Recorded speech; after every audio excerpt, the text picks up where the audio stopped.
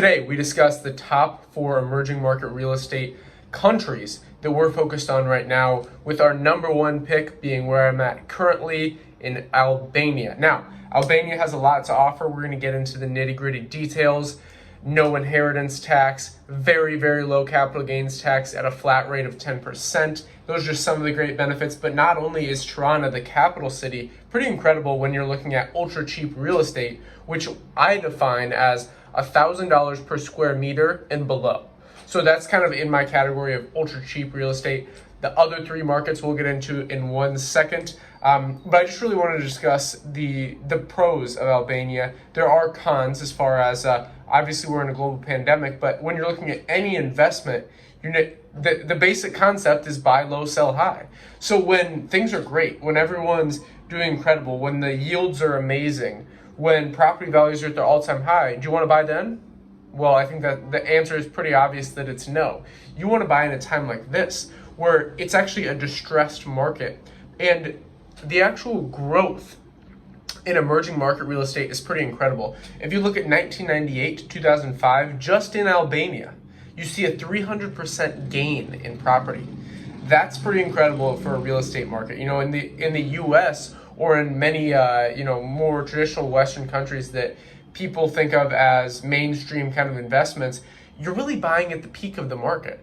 There's not many times where, many real estate investors say, don't try and time the market, which if you're in, one of the large countries like the US, it's very, very true. You know, if you're trying to time the market, you're either not going to make an investment, which is not good overall, or you're going to pass up and actually buy at the top instead of at the bottom. You know, you have these cyclical cycles in the real estate market. And right now you would think that things would be crashing in the US and a lot of these countries because of the pandemic. But funny enough, because of this insane velocity of money and stimulus that got injected into the markets, we're seeing real estate prices at an all-time high in a lot of places. You know, there are some more distressed areas, but in some more rural markets, you're seeing all-time highs for real estate. And it really is due to kind of this lagging inflation that occurs when you inject that much stimulus into the market. And then we're going to see, I predict, multiple stimulus packages in 2021. A lot of top investors predict the same thing, you know, especially with a Democratic office. You're going to see a lot of stimulus, a lot of hopefully velocity of money, but we can get into that in another video. The point here is Albania is a really, really great investment opportunity. Obviously, you should always do your own research, as we talked about extensively in any market, but it's very, very interesting. You know, I have kind of this boots on the ground approach where I go and look at real estate. I'm here. You know, I am here in Albania, and I am actually, I end my stay here on December 2nd. I'll be traveling around kind of the rest of this little region in the Balkans. So I'll be going to Kosovo, North Macedonia, and then I'll be heading down to one of the interesting areas we're going to be talking about on the Adriatic in Albania, which is Durrës and Golem, which I have not been to yet. These are incredible markets. Golem's like a smaller village near Durrës, but Durrës is kind of the hub for a lot of the developments going into the coastal properties in Albania. And when you compare this with other coastal properties around the world, Albania has some of the best opportunities, because you're seeing, $700 per square meter. Obviously, we're talking about in US dollars here, but $700 US per square meter, even down to 500 per square meter. Obviously, if you're buying ultra cheap, I would say 500 is kind of in that category. It's going to need some work. It's going to need some development, but it's an arbitrage opportunity. And Albania does have a citizenship by investment program. This is another perk here where you're always what we always try and look here at Invest Global is acquiring more passports, building up that kind of portfolio of international diversification. That's kind of the concept of investing globally, is establishing your residencies, acquiring more passports, and just making sure that you're never tied down to one country who can kind of change things on you. You always want to have freedom, and it doesn't just come down to financial freedom, but it's actually beyond that to, I would call, life freedom. So enough rambling about Albania. Let's talk about the other 3 markets that I'm really interested in when you're looking at ultra cheap real estate. Again, when you're looking at ultra cheap real estate, $1,000 per square meter is so incredible. You know, you won't find this in the U.S. unless you're buying, like an abandoned property that needs an insane amount of work. You will not find $1,000 per square meter, especially we're talking about key cities here in these countries. And I would consider these all three emerging markets. We're talking about Tbilisi in Georgia, the easternmost country in Europe. Very, very, very interesting market. Really had a nice uptrend in 2010 with the 2010 to 2015 area, and the new president of Tbilisi stepped in and really worked on a lot of things as far as bringing in investors, bringing in money, and really increasing property values. But it's still an arbitrage opportunity. It's still an incredible place for people like digital nomads. Very, very powerful. Next, Cambodia, specifically Phnom Penh, is a really interesting real estate opportunity. Highly recommend Invest Asian, which is interesting company that focuses on kind of emerging market real estate. They focus on this. I personally have not been to Phnom Penh yet, but I definitely will travel there. They've had some issues with foreign flights coming in with this coronavirus pandemic. How about that? YouTube doesn't like using the C word. So with the pandemic, so next I would say Cairo and Alexandria in Egypt. This is something where a lot of people don't understand the Egyptian culture and the Egyptian markets, but it's very, very powerful, especially if you're looking at this from places that really are lagging behind. All these places are kind of lagging behind. You know, the most, if you talk to most foreigners, they will admit that most countries are 20 years to 25 years behind the U.S. in innovation and where it's going.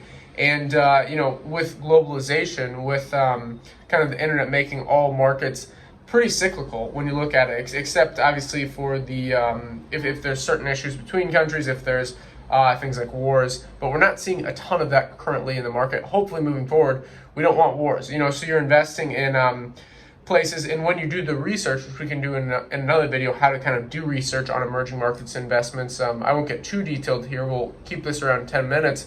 But all these markets are great to invest in because if you analyze the leadership, if you analyze the perks of buying property there compared to Western societies, if you look at taxes, passports, all these different things, you're actually better off moving from the U.S. A lot of people expatriate from the U.S. or Western countries because the U.S. is the only country that has a global citizen tax. So even if you're not living in the U.S., even if you haven't been in the U.S. for 10 years, but you're still a citizen there, even if you have another citizenship in another country, they will still tax you based on their tax rates, even though you're not using the public roads, even though you're not using the public services, you're not using any of the things that are supposed to be given to you by paying taxes.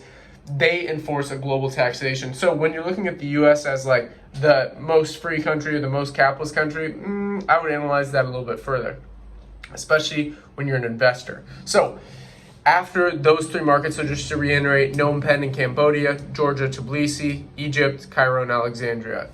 All those fit into the category of ultra cheap real estate. When you're looking at, and again, let me reiterate this, when you're looking at core city centers in emerging markets. So those are basically all core city centers in their own individual country. And all of those fit the criteria of our ultra cheap real estate, $1,000 per square meter and under. Now, let's really focus on Albania and the main perks here. I've been doing a decent amount of research here. Interesting, just like looking at all the properties. Let me just say this. The city's booming. The city, it reminds me of like a city like New York City or Chicago because it's lively. The people are going into stores. Everything's happening. It feels normal here. People are now wearing masks a little bit more than they were when I first got here. But it's life is normal. And it's a really incredible city. I really have I'm right in the city center, so I have a beautiful view. I will, again, like I said, be moving on December 2nd, but let's end out this video with focusing on Albania in general, and then, as I said, the top cities, Durrës, Tirana, and Golem. Durrës and Golem are on the Adriatic, so on the coast. Tirana is the capital city. That's where I'm currently staying. And what you want to think about with coastal property is, we have miles of of pristine coastline on the Adriatic Sea. I mean, that's pretty hard to beat when you're looking at ultra cheap real estate. So after that, we have no restrictions to foreign investors. Local banks offer mortgage loans. And the interesting thing here is there's actually really nice rates, even if you're a foreign investor, as far as a mortgage loan. So if you don't want to buy a property outright, if you want to do a down payment, when you're looking at rates around 7% for non-residents, and then 5.5% for actual residents of Albania. And then also in the real estate market, the majority of agents commission free for buyers. They make their money off developers and sellers. And then not only that, you have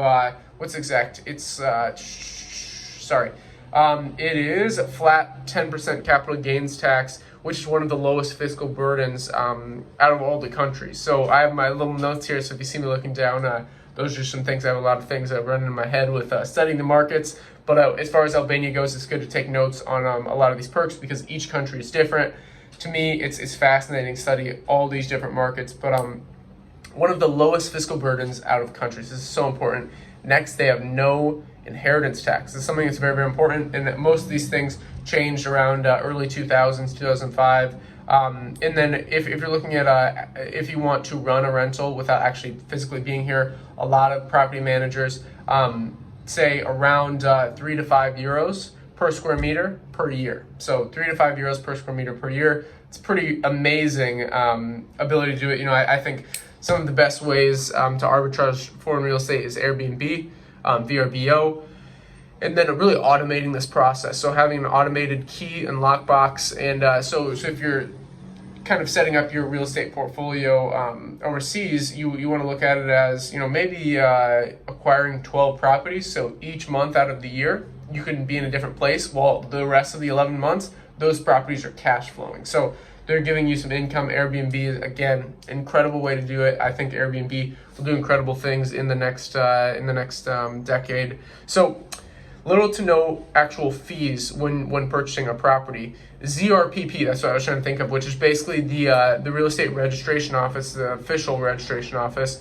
does great business.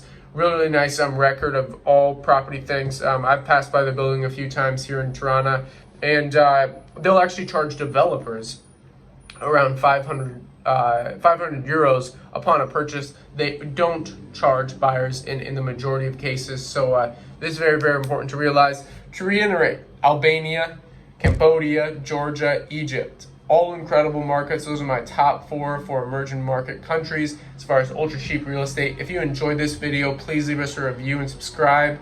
Also leave us a comment down below if you want to see more videos of this. If you like the crypto videos, we cover all investments. So I'm more interested in crypto and emerging market real estate. Stock market is in a massive bubble right now. So I think I may spread in a couple videos of stock market and commodities, but I like to look at the arbitrage opportunities. So you have these cyclical markets, and at certain times in history, it's good to purchase when it's low and sell when it's high. And with real estate, I'm more of the opinion of buying and holding, having it be a lifelong property, so you can pay it off and then just have it cash flow. I really like the idea of having 12 different properties in 12 different countries. That way you can kind of do the lifestyle where you have 1 month, you have the opportunity of global diversification. Flag theory talks about this. So I was going to try and keep this 10 minutes, but we're almost at 14. So again, thank you very much. Definitely leave us a like, click that notification bell, and tick all so you know when we upload videos. Time-sensitive content here because we're talking about markets, focusing a bit more on day trading because Bitcoin has crashed. I've been really, really into trading with the crypto market. Again, the stock market's in a huge bubble. I would be very, very careful with investing right now. Just make sure you're managing risk. Make sure you're having your own opinion.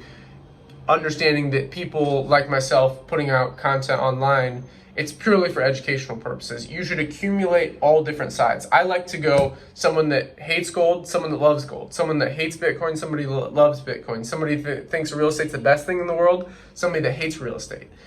That way you can have the balanced approach and go, okay, what's their bias? What's that person's bias? I try to be as unbiased as possible. I look at things for the opportunity rather than, my polarization. So I hope you enjoyed this video. If you did, definitely stay tuned for our next one. And until next time, hope everyone's staying happy and healthy.